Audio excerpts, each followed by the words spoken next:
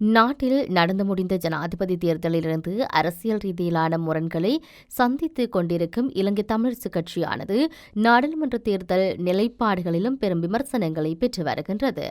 கட்சியின் சிரேஷ்ட தலைவர்களுக்கு இடையில் காணப்படுகின்ற கருத்து வேறுபாடுகள் நிலைப்பாடுகளும் தமிழரசுக் கட்சியை இன்று விமர்சனங்களுக்குள்ளாகியுள்ளது.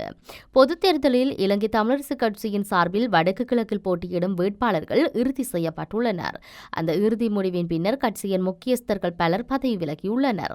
கட்சிக்குள் இருக்கும் உட்பூசல்களே இதற்கு காரணம் என கருத்துக்கள் அடுக்கப்பட்டாலும் தற்போதைய அக்கட்சியின் பேச்சாளரான எம். சுமந்திரனின் காய் நகர்த்தல்களே இவ்வாறான பிளவுக்கு காரணம் என கூறப்படுகிறது.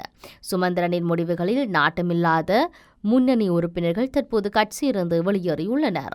இதில் முக்கிய வெளியேற்றமாக ஜனாதிபதி சட்டத்தரணி KV தவராசாவின் வெளியேற்றமும் முன்னாள் கட்சித் தலைவரான மாவி சுயநாதராஜாவின் வெளியேற்றமும் விமர்சனங்களை சுமந்துள்ளது.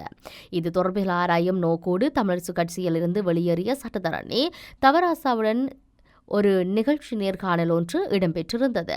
இதில் கலந்து கொண்ட அவர் தமிழரசுக் கட்சியில் காணப்படும் முரண்பாடுகள் பக்கசார்பான செயல்பாடுகளையும் ஆதங்கங்களாக வெளிப்படுத்தியுள்ளார். இதில் குறிப்பாக 2010 ஆண்டு இடம்பெற்ற நாடாளுமன்ற தேர்தலில் முக்கிய பெண் பிரதிநிதியாக சசிகலா ரவிராஜ் 24,000 வாக்குகளை பெற்று தமிழரசு சார்பில் வெற்றி பெற்றிருந்த போதும் அவருக்கான இடம் கட்சியில் ஒதுக்கப்படாமை பின்னடைவான போக்கை காட்டுவதாக தெரிவித்திருந்தார்.